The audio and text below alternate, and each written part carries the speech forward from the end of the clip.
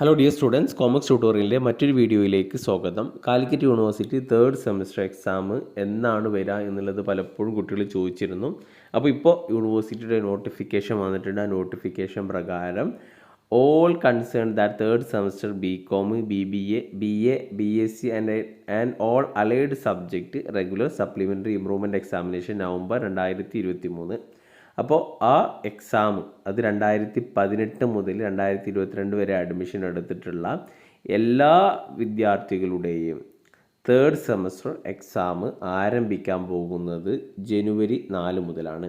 അപ്പോൾ അത് എല്ലാവർക്കും affiliated college, regular students, SDE, private registration വരെ എല്ലാവരുടെയും എക്സാം ജനുവരി 4 തീയതി ആരംഭിക്കുന്നതായിരിക്കും. അപ്പോൾ മിക്കവാറും 2018 അഡ്മിഷനെ സംബന്ധിച്ചിടത്തോളം അവരുടെ ലാസ്റ്റ് ചാൻസ് ആകും. അപ്പോൾ നന്നായിട്ട് പഠിച്ചിട്ട് എഴുതാം.